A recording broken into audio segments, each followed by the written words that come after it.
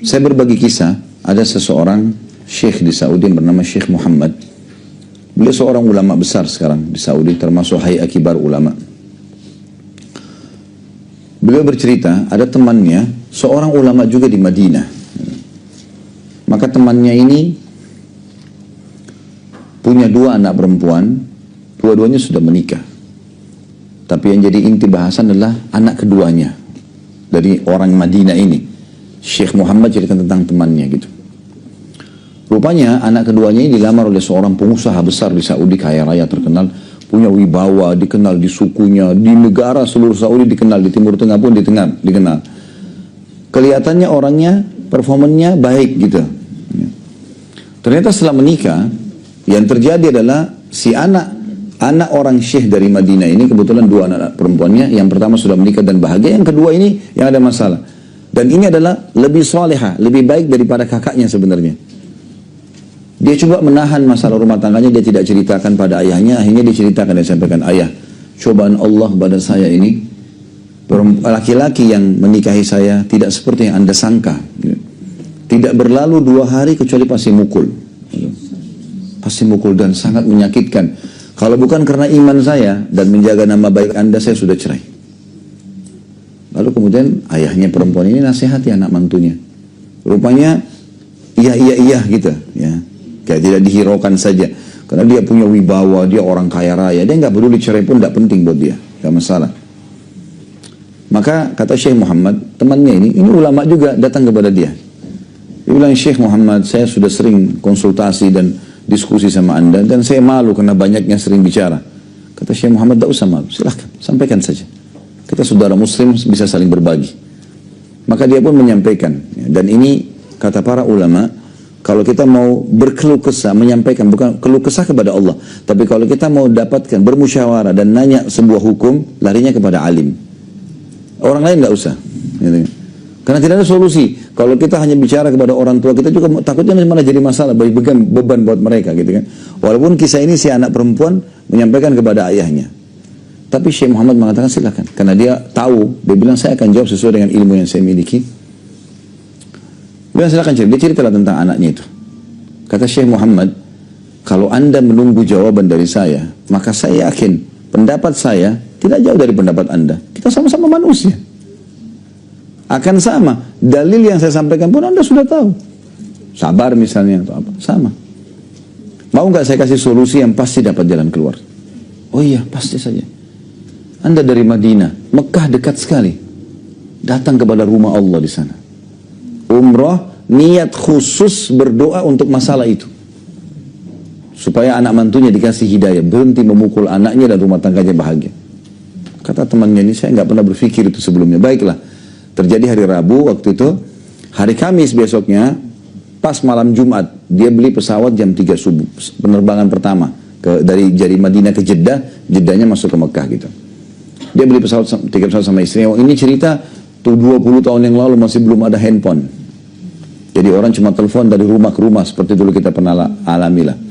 Yang jelas dia sebelum berangkat dia tinggalkan nomor telepon hotel yang dia mau datangin di Mekah untuk kedua anak perempuannya. Kalau ada apa-apa silahkan ditelepon. Dia berangkatlah sama istrinya. Dia bilang saya masuk Mekah. Alhamdulillah masuk ke hotel. Segera Allah mudahkan. Saya kasih berita ke receptionnya. Kalau seandainya ada yang telepon saya bilang saya akan telepon balik. Dia bilang kemudian saya masuk ke Masjid Haram. Saya tawaf, saya sa'i, sholat di belakang makam Ibrahim. Semuanya doa saya fokus supaya anak saya keluar dari masalahnya. Selalu gitu. Solusi itu minta, ya Allah saya berkeluh kesah padamu, selesaikan masalah anak saya. Anak saya tahu salihah baik, suaminya yang mohon berikan hidayah. Kembalikan kepada Allah SWT. Dia bilang begitu. Dia bilang setelah selesai semuanya, azan subuh. Saya sholat subuh di Masjid Haram, walaupun saya keluar rumah dari jam 2 malam, mengantuk sebenarnya. Tapi hati saya terdorong untuk duduk sampai syuruk. Dia bilang saya duduk sampai terbit matahari. Setelah saya pulang ke hotel. Pas saya pulang ke hotel, resepsinya bilang, bukankah anda Syekh si Fulan? Dia bilang, iya. Dari tadi nih, sudah 1 jam atau 2 jam ini, ada satu perempuan dari Madinah ribut telepon kami terus nih. Nanya anda ini. Maka dia bilang, mungkin anak saya. Dia telepon ke anaknya yang pertama. Sudah salam, nak, kamu telepon nggak? Oh enggak, saya nggak telepon. Ada masalah nggak? Ada masalah. Mungkin adik saya yang ada masalah nih. Dia bilang, saya telepon ke anak saya yang kedua. Dan saya sudah berpikir waktu itu, mungkin ada keluhan baru, mungkin ada pukulan baru, mungkin ada masalah baru. Dia bilang begitu, diangkat sama anak saya. Setelah jawab salam, sudah mengatakan, ayah, entah ilham Allah dari mana nih, sudah 1 atau 2 jam ini, suami saya menangis di depan saya nih. Tadi malam ini bertengkar, saya dipukul, saya dimarah-marahin. Dia sampai tidur di kamar sebelah. Sudah 1 atau 2 jam ini, entah kenapa dia datang ke saya minta maaf.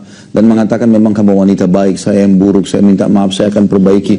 Sampai sekarang, saya telepon nih, dia sama Anda, dia masih menangis di depan saya nih. Dia niat memperbaiki ke depan. Cuma Bapak Ibu sekalian, dalam berkeluh kesah pada Allah, kita harus ikuti dengan keyakinan.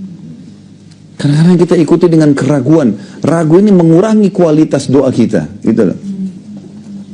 Saya sudah bilang tadi, keyakinan ini seperti Bapak Ibu yakin kalau lapar itu solusinya makan, kalau dahaga solusinya minum, kalau capek istirahat. Begitu juga keyakinan dengan memohon kepada Allah dalam doa, mengharapkan surga, takut dari neraka, harus itu. Itu sudah sunnatullah, mestinya begitu. Ya. Jadi kita harus melakukan hal-hal seperti ini supaya betul-betul mendapatkan solusi dari Allah SWT. Allah itu maha mendengar, Bapak Ibu sekalian. Ya, Allah maha mendengar dan Allah maha mengetahui kebutuhan hamba-hambanya. Tapi Allah mau kita bergantung. Kalau bahasa saya sebenarnya Allah mau kita manja kok, tapi kita tidak mau dimanja. Minta semua, mau apa saja minta. Keluh kesah. Sampai para sahabat selalu sendalnya, ridwanullah alaihim, sahabat-sahabat Rasulullah SAW, kalau sendal mereka putus, memohon kepada Allah, ya Allah sendal saya putus, gantikan. Sendal putus, minta sama Allah. Jangan difikir sendalnya, kekuatan keyakinannya sama Allah itu. Allah memang gak akan lemparin sendal dari langit. Tapi Allah akan menggerakkan makhluknya. Ada yang kesian kasih dia sendal, ada yang kasih hadiah dia sendal, gitu kan. Kadang-kadang kita kalau kembalikan misalnya lagi lapar, ya Allah, ucapkan saja, ya Allah lapar. Lihat hasilnya setelahnya. Ada yang kasih makanan, ada teman yang telepon traktir, kayak ketemu di restoran ini yuk, atau kita berkunjung ke rumah teman, gitu. Ada saja. Saya hari Senin kemarin ngisi pengajian di Joglo, habis maghrib, habis isya, pas lagi mau menuju ke masjid, saya lihat ada orang jual pukis di pinggir jalan. Cuma saya mau kejar sholat isya, karena waktu itu belum azan, khawatir saja nanti telat pengajian. Saya pikir ya udah nanti aja deh kalau pulang, insya Allah Allah kasih. Waktu pulang saya buru-buru naik ke mobil, lupa beli itu. Maka saya bilang, oh lupa, mungkin belum rezeki. Besoknya siang kemarin, hari Selasa, saya ngisi pengajian di Blok M, kajian Bulughul Maram. Baru saya duduk di masjid, pengurus masjid bawain cookies itu. Pas dibuka. Saya tidak pesan, tidak apa ini. Dibawa ke depan saya, dibuka. Begitu saya lihat, saya bilang, subhanallah, baru semalam saya pengen nih. Tidak minta dikasih sama Allah. Hanya karena bergantung sama Allah. Dari hal yang kecil, kue pun tidak ada masalah. Apa ruginya? Rugi apa Bapak Ibu sekalian pada saat kita mau ke mall beli baju atau mau ke pasar, ya Allah mudahin parkiran buat saya. Minimal dapat pahala doanya. Nah, apa saja. Mau makan di satu restoran, ya Allah mudahin supaya saya dapat tempat duduk yang nyaman, saya bisa makan di situ, gitu kan.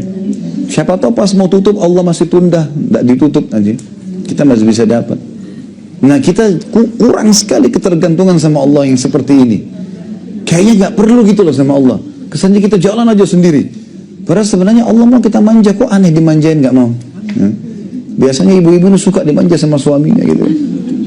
Dimanja sama Allah nggak mau gimana? Ya. Tinggal merengek, tinggal minta. Gak ada susahnya. Dan itu kekuatan akidah di situ, gitu kan. Puncaknya di situ.